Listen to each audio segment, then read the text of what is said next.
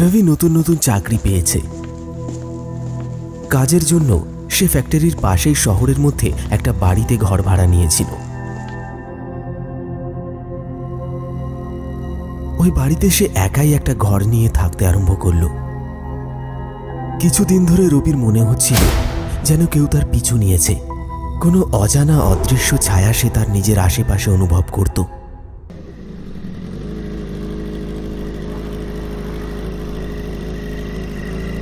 কখনো তার মনে হতো রাতের বেলায় কেউ যেন তার মোটরসাইকেলের পিছনে এসে বসেছে,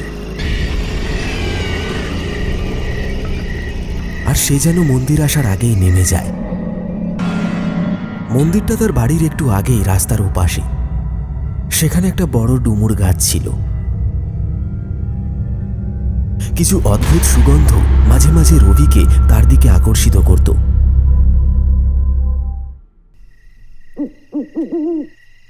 হোলির কিছুদিন আগে এক জ্যোৎস্না রাতে রবি তার বাইক নিয়ে ঘুরতে বেরিয়ে পড়ল।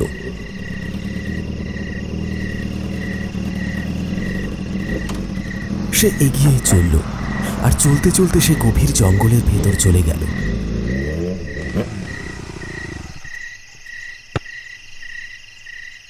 যখন তার বাড়ি ফেরার কথা মনে পড়ল তখন রাত 9টা বাজে। সে বাড়ির দিকেই ফিরছিল, কিন্তু হঠাৎ কেন জানি না তার দৃষ্টিটা খালের দিকে গিয়ে পড়ল।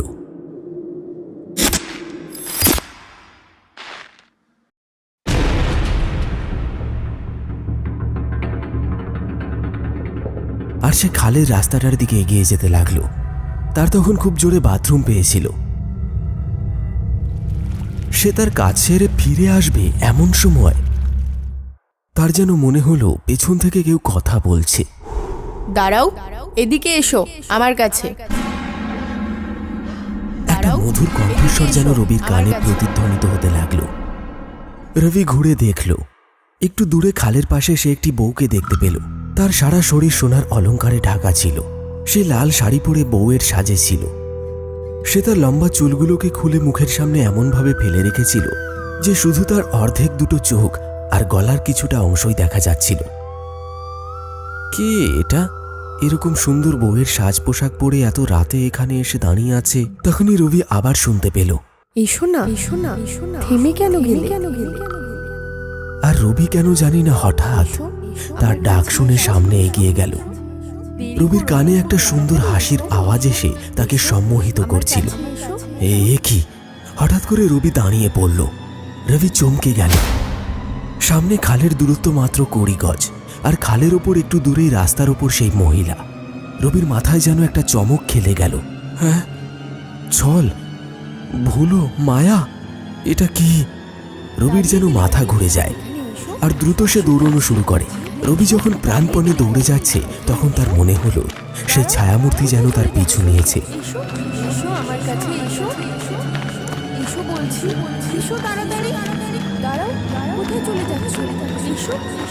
সে দৌড়তে দৌড়তে কোনো রকমে মন্দিরটা ক্রস করলো, আর ডুমুর গাছের নিচে হাত জড়ো করলো।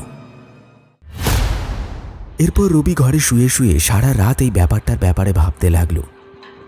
ঘুম যেন তার চোখে কিছুতেই আসতে চাইছিল না। এই ঘটনার পর কেটে গেল আরো কয়েকটা দিন। ততদিনে রবি সবকিছু ভুলে গেছে।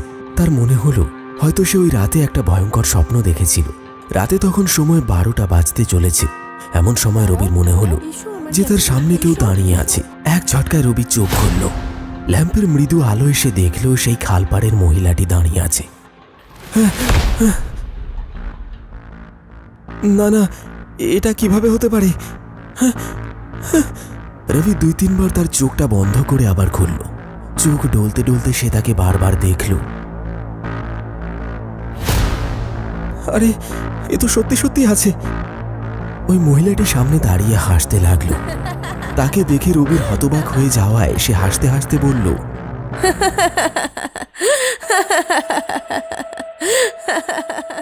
আমি কোনো স্বপ্ন নই গো, আমি সত্যিই তোমার কাছে দাঁড়িয়ে আছি।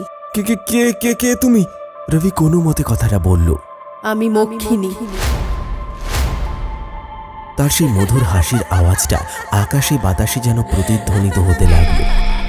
কিন্তু আমি তো আপনাকে চিনি না। খুব চেনো, বিগত কয়েক মাস ধরেই আমায় চেনো। আসলে সব সময় তো আমরা একসাথেই থাকি, তাই না? কিন্তু ওই দিন সন্ধেবেলা আমার ডাকার পরেও তুমি 2 পা এগিয়ে এসে আমায় ছেড়ে পালিয়ে গেলে। না তো, আমার তো মনে নেই। কিছু একটা ভাবতে ভাবতে রবি কথাটা বলল। আচ্ছা, তাই বুঝি? কত ডেকেছি আমি, কত থামানোর চেষ্টা করেছি তোমায়, কিন্তু তুমি এমনভাবে পালিয়ে এলে আমি যেন তোমায় খেয়ে নেব। আমি তো তোমার পিছনে দৌড়েও ছিলাম, কিন্তু ওই ডুমুর গাছের দেবতাকে দেখে ফিরে গেছি। তাকে আমি খুব ভয় পাই। সে মনের দুঃখে কথাগুলো বলল। রবি চুপচাপ তার কথাগুলো শুনছিল। কিন্তু তুমি কে হও? বলেছি তো, আমার নাম মক্ষিনী। কিন্তু কোন মক্ষিনী? আমি তো তোমায় চিনি না। আমি তোমায় ভালোবাসি। একবার তোমাকে খালে স্নান করতে দেখেছিলাম, সেই মুহূর্তেই আমি তোমার প্রেমে পড়ে যাই। আমি তখন থেকেই তোমার সাথে রয়েছি। কতবার তোমার আশেপাশে আছি সেটা তোমাকে বোঝাতে চেয়েছি। তোমার বাইকে বসে কতবার তোমার সাথে ঘুরেছি, কিন্তু তুমি কখনো বুঝতেই চাওনি আমায়। আমি তো অনেকবার চেষ্টা করেছি তোমার সাথে তোমার ঘরে আসার জন্য, তোমাকে সামনে থেকে দেখব তাই, কিন্তু প্রত্যেকবার ওই মন্দিরের দেবতা আমার সামনে বাধা হয়ে যেত। তোমার শরীরের অংশ যতক্ষণ আমার কাছে আছে, তার গন্ধ সুখে আমি পাতাল থেকেও তোমায় খুঁজে বের করে তোমার কাছে আসতে পারি। কিন্তু তোমার পরিচয়টা তো দাও ঠিক করে। আমি মক্ষিনী। 25 বছর আগে আমার বিয়ে হয়েছিল। খুব খুশি ছিলাম আমি। বিয়ের পরে রাত্রিবেলায় আমি আমার স্বামীর সাথে শ্বশুরবাড়ি যাচ্ছিলাম গাড়িতে।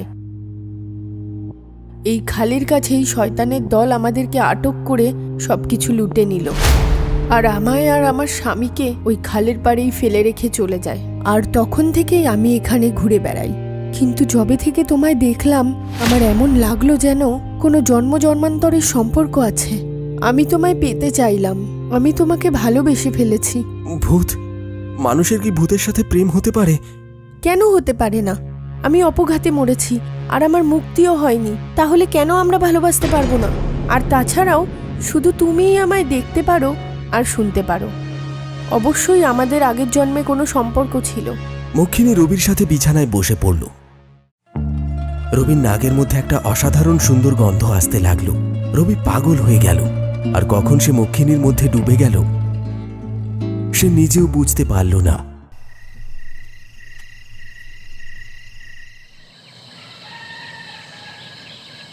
সকালে যখন সে উঠল তো সে একাই ছিল, কিন্তু তার সারা শরীর ব্যথা করছিল। তার এমন লাগছিল যেন তার সমস্ত শক্তি কেউ শুষে নিয়েছে।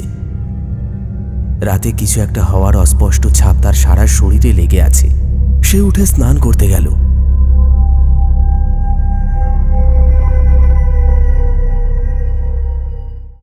তারপর পুজো করতে মন্দিরে গেল, আর বসে বসে রাতের কথাটা ভাবতে লাগলো। মক্ষিনী ভূত, একটা আত্মা, একটা ভূত আমাকে ভালোবাসে, আমার সাথে শারীরিক সম্বন্ধ হচ্ছে। সে রাতের কথা ভেবে লজ্জা পেল। এখন প্রায় এমনটা হয়। মক্ষিনী রাত হলেই আসে, অনেক রাত পর্যন্ত তারা কথা বলে। তারপর শারীরিক সম্বন্ধে লিপ্ত হয়। প্রত্যেকদিন সকালে কিছু হওয়ার কারণে সে শরীরে একটা দুর্বলতা অনুভব করত। এখন তো সে দিনের বেলাতেও কখনো কখনো তার সাথে দেখা করতে ওই খাল পাড়ে আসতে লাগলো। এখন সে পুরোপুরি মক্ষিনীর বশীভূত। সময়ের সাথে সাথে রবি একেবারেই নিস্তেজ হয়ে গেল। তার চোখ মুখ যেন একেবারে বসে গেছে, তার হাঁটতে গেলেও মাথা ঘোরায়। যখন সে এই ব্যাপারে মক্ষিণীকে বলল, তো সে খিলখিল করে হেসে উঠে বলল,